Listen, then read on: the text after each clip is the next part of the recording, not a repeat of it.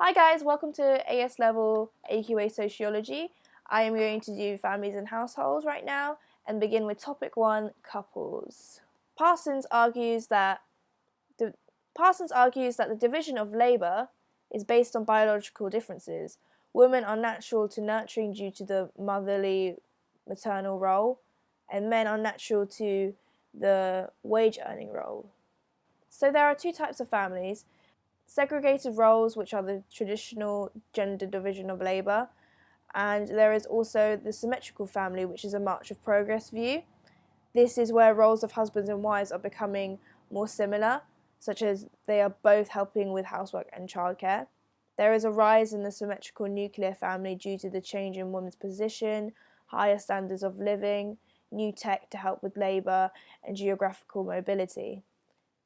Oakley criticises their view of symmetry, as their research shows that men help women out at least once a week. But this can involve really simple things like taking their child out for a walk or making breakfast on one occasion. They only help with pleasurable aspects that take time off mothers' hands by doing leisure activities, which is little sign of symmetry, as symmetry is supposed to be where the roles are similar, such as helping out with housework and childcare.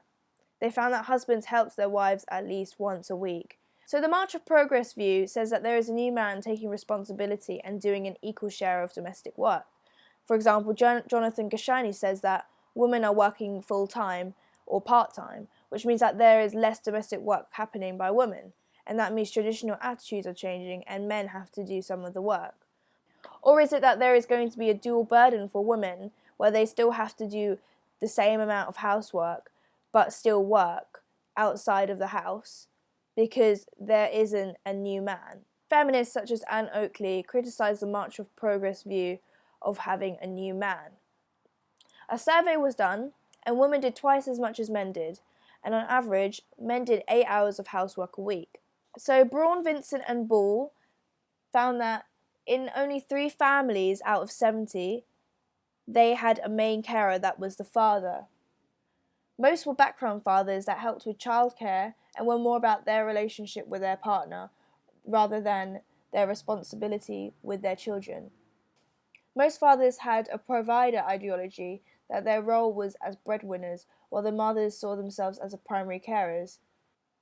Women were usually seen as taking responsibility for quality time of the families. For example, they would coordinate, schedule, and manage the family's quality time together, a responsibility that usually falls to mothers. This is difficult as working mothers find themselves juggling demands of work and career, personal leisure time, and family, while at the same time managing and coordinating their own social activities. Social changes such as the emergence of the 24/7 society and flexible working patterns have made time de-routinized. Southerton argues that working mothers find themselves juggling demands of work and career, personal leisure time and family, while at the same time managing and coordinating their own social activities. So if you think about it, women are also more likely to multitask than men because they are always carrying a dual burden in which they faced an increased volume of activities to be managed. So there are 2 different explanations for the gender division of labour: the cultural explanation of inequality. The division of labour is determined by patriarchal norms. This is what society expects them to do and has socialised them to do. Equality will only be achieved if norms about gender roles change.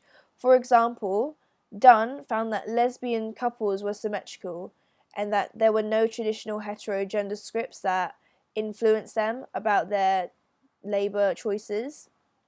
Also, younger men are doing more housework, such as chores. This suggests a generational shift in behaviour is occurring.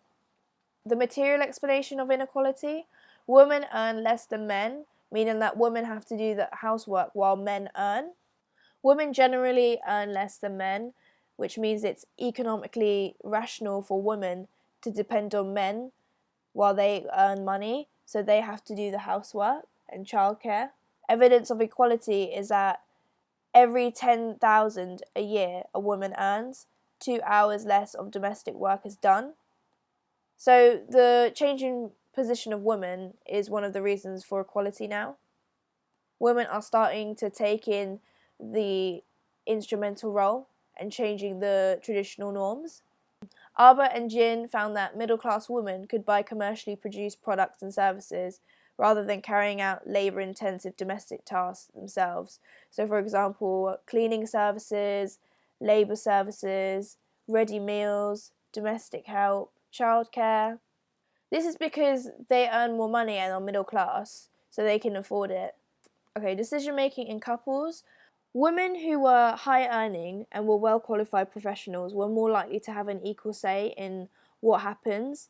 Middle class women were happy for their husbands to make major decisions such as moving, job, finance, and they could be joint, but the father has the final say.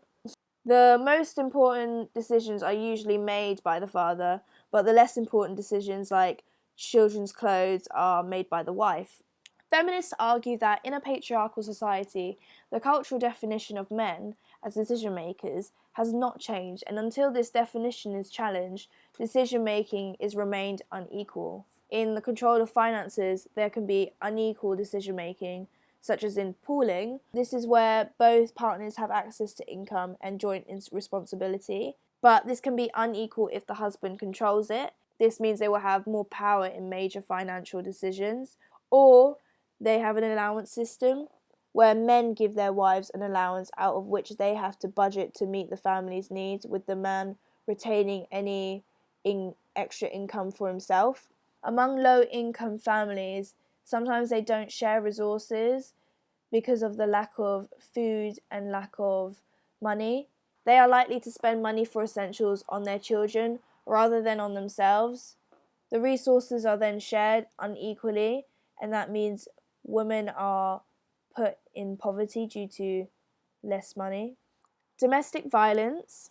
This is defined as any pattern or incidents of abuse between 16 or over who have been intimate partners or family members, regardless of sexuality or gender. Loads of people believe that people who commit domestic violence is the behaviour of sick individuals, but sociologists challenge this view. Sociologists challenge this view as they say it's far too widespread to be done by sick individuals, as it is just underreported. Domestic violence doesn't occur randomly. Women are more likely to experience intimate violence. This is sexual assault, stalking, family abuse, and partner abuse. Domestic violence is mainly caused by men, but women can do this against men. Police may be reluctant to record or investigate these cases that are reported to them because they believe that the family is a private sphere, and functionalists ignore this because it's the dark side of the family. They also believe that individuals are free agents and are free to leave, but this doesn't apply when women are financially dependent on men and can't leave. So why do people do domestic violence? Well, radical feminists say it's because of patriarchy and the source of women's oppression, and men are the enemy. Domestic violence preserves the power that men have over women. Male domination of state institutions helps to explain the reluctance of the police and courts to deal effectively with cases of domestic violence. However, we can reject the radical view of domestic violence we can reject radical feminist view because it fails to explain why women commit violence against men, and it also fails to explain child abuse by women and violence against male partners and within lesbian relationships. Marxist feminists such as Franz Ansley says that women are takers of shit because of capitalism. Because men are frustrated at work, they take out their frustration on women and do domestic violence. This fails to explain why not all male workers commit violence. Woohoo! Yeah, we finished couples, and that's probably 20 minutes long. Thank you guys so much for watching. Please comment, like, subscribe, and I will include the link to this mind map in the description below. Love ya!